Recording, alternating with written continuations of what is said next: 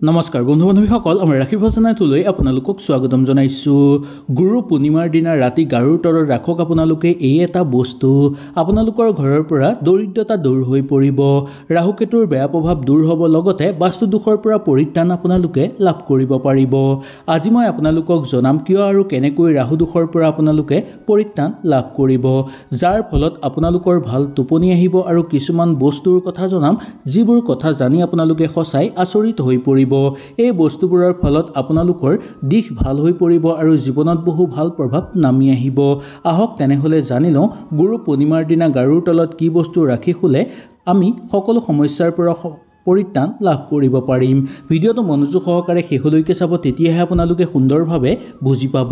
আৰু যদি ভিডিঅ'টো ভাল লাগে লাইক এটা কৰি আমাৰ মনোবল বঢ়াব আৰু আপোনালোকৰ বন্ধুবৰ্গৰ লগত শ্বেয়াৰ কৰি তেওঁলোককো উপকৃত কৰিব। প্ৰথমতে আমি চাব লাগিব যে বাস্তুশাস্ত্ৰৰ মতে আমাৰ শোৱাৰ ৰুমটো কোন দিশৰ ফালে আছে।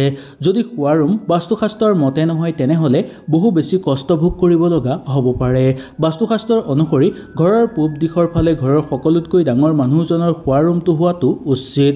এনেহ'লে ঘৰত সুখ শান্তি সদায় বৰ্তি থাকিব আৰু ঘৰত সদায় শান্তিময় পৰিৱেশ হৈ থাকিব। বিবাহৰ যোগ্য ল'ৰা ছোৱালীৰ শোৱাৰ ৰুম পূব দিশৰ ফালে হ'লে বেছি ভাল। এনেহ'লে বিবাহ সোনকালে হয় বা বিবাহত কোনো বাধা নাথাকে। বাকী সকলোৰে ৰুম উত্তৰ দিশৰ ফালে হোৱাটো মংগলময় বুলি মনা গৈছে। এই দিশৰ বাহিৰে যদি আপোনালোকৰ শোৱাৰ ৰুম বেলেগ দিশৰ ফালে হয় তেনেহ'লে আপোনালোকৰ জীৱনত সমস্যা আহি পৰিব বা মাজে মাজে আপোনালোকৰ ঘৰত অশান্তি বৃদ্ধি পাই থাকিবলৈ ধৰিব। ঘৰত প্ৰায় অমংগল হৈ থাকিব আৰু ঘৰত কেতিয়াও অৰ্থ জমা নহ'ব। সেইকাৰণে এই দিশৰ ফালে আপোনালোকৰ শোৱাৰ ৰুম আছেনে নাই নিশ্চয় আপোনালোকে চাব। শোৱাৰ সময়ত আমি কোন দিশৰ ফালে মূৰ দি শুব লাগে সেইটো বহু গুৰুত্বপূৰ্ণ বস্তু। বাস্তুশাস্ত্ৰৰ অনুসৰি শোৱাৰ সময়ত আমাৰ মূৰ দক্ষিণ দিশৰ ফালে বা পূব দিশৰ ফালে হ'ব লাগে। এই দুই দিশত যদি ভৰি দি শুৱে তেনেহ'লে আমাৰ শৰীৰৰ ওপৰত বহু বেছি প্ৰভাৱ পৰিবলৈ ধৰিব আৰু ইয়াৰ উপৰিও বেয়া শক্তিৰ প্ৰভাৱ আপোনাৰ ওপৰত পৰিবলৈ ধৰিব, যাৰ ফলত ঘৰত অশান্তি হ'বলৈ ধৰিব, মানসিক সমস্যা বৃদ্ধি পাবলৈ ধৰিব আপোনালোকৰ। ইয়াৰ উপৰিও আপোনালোকৰ টোপনি নাহিব আৰু আপোনালোকৰ খঙৰ মাত্ৰা বৃদ্ধি পাবলৈ ধৰিব। সেইকাৰণে সদায় শোৱাৰ সময়ত মূৰটো দক্ষিণ দিশৰ ফালে বা পূব দিশৰ ফালে দি শুব। এনে কৰিলে আপোনালোকৰ শান্তি বৃদ্ধি পাবলৈ ধৰিব আৰু মনৰ একাগ্ৰতা সদায় বৃদ্ধি পাবলৈ ধৰিব। শোৱাৰ সময়ত কেতিয়াও আমি বেছি গোন্ধ থকা তেল, বেছি গোন্ধ থকা ফুল আৰু মূৰত কুমকুম বা চন্দন লগাই শুব নালাগে। এনে কৰিলে বেয়া শক্তি অতি সোনকালে আকৰ্ষিত হৈ পৰিব আপোনালোকৰ ওপৰত আৰু ইয়াৰ প্ৰভাৱ আপোনাৰ লগতে আপোনাৰ পৰিয়ালৰ ওপৰতো দেখিবলৈ পাব। ইয়াৰ ফলত আপোনালোকৰ মানসিক শক্তি হানি হৈ পৰিব আৰু শাৰীৰিক দিশ আপোনালোকৰ দুৰ্বল হৈ পৰিব। ঘৰত অপায় অমংগল আহিবলৈ ধৰিব আৰু ঘৰত দৰিদ্ৰতা প্ৰায় দেখিবলৈ পাব। সেইকাৰণে শোৱাৰ সময়ত বেছি গোন্ধ থকা তেল বা বেছি গোন্ধ থকা ফুল মূৰত লগাই বা কুমকুম বা চন্দনৰ ফুট লগাই কেতিয়াও আমি ৰাতি শোৱাটো উচিত নহয়। শোৱাৰ সময়ত আপুনি যোনজন ভগৱানক মানে তেওঁৰ নাম লৈ সদায় শুব। ৰাতি শোৱাৰ সময়ত এই মন্ত্ৰটো যদি আপোনালোকে উচ্চাৰণ কৰি শুৱে তেনেহ'লে ইয়াৰ ফলত আপোনালোকৰ ভাল শক্তি জাগ্ৰত হৈ পৰিব আৰু কোনো বেয়া শক্তিয়ে আপোনাক ক্ষতি কৰিব নোৱাৰিব ৰাতি, বা কোনো বেয়া শক্তিৰ প্ৰভাৱ আপোনাৰ ওপৰত নপৰিব। ঘৰত এক সদায় সুন্দৰ পৰিৱেশ বিৰাজ হৈ থাকিব আৰু আপোনাৰ টোপনি ভাল হ'ব। মন্ত্ৰটো হ'ল ওম নমঃ ভাগৱতে নমঃ। এই মন্ত্ৰটো আপোনালোকে উচ্চাৰণ কৰিব পাৰে, নাইবা ওম নমঃ শিৱায় মন্ত্ৰটো আপোনালোকে 3 বাৰ উচ্চাৰণ কৰাৰ পিছত ৰাতি শুব। এনে কৰিলে আপোনালোকৰ ওপৰৰ পৰা সকলো বেয়া শক্তি নোহোৱা হৈ পৰিব আৰু আপোনালোকৰ ঘৰ পবিত্ৰ হৈ পৰিব। ঘৰত এক ভাল শক্তি জাগ্ৰত হ'বলৈ ধৰিব, যাৰ ফলত আপোনালোকৰ ঘৰত থকা সকলো বেয়া শক্তি ধ্বংস হৈ পৰিব আৰু আপোনাৰ টোপনি ভাল হ'ব।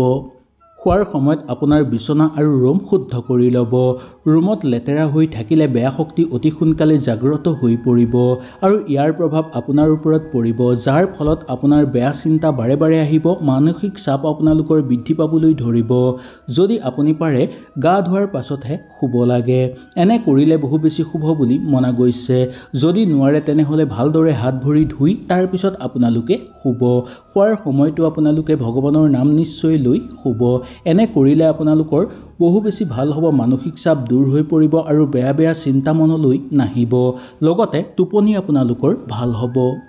আহক এতিয়া আমি জানি লওঁ মানসিক চাপ দূৰ কৰিবলৈ আৰু আৰ্থিক অৱস্থা ভাল কৰিবলৈ আপোনালোকে গুৰু পূৰ্ণিমাৰ দিনা কি কি উপায় কৰিব লাগে আৰু ইয়াৰ উপৰিও কিছুমান বস্তু আছে যিবোৰ বস্তু গুৰু পূৰ্ণিমাৰ দিনা ৰাতি যদি শোৱাৰ সময়ত গাৰুৰ তলত ৰাখি শুৱে তেনেহ'লে আপোনালোকৰ ভাগ্য উদয় হৈ পৰিব।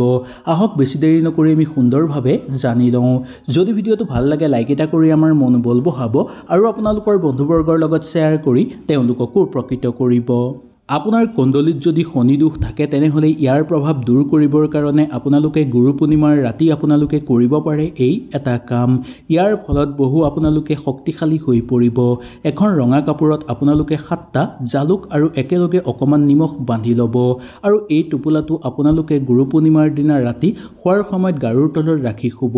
ইয়াৰ ফলত শনি দোষৰ পৰা আপোনালোকে পৰিত্ৰাণ লাভ কৰিব পাৰিব আৰু আপোনাৰ জীৱনত চলি থকা সকলো কষ্ট নোহোৱা হৈ পৰিব।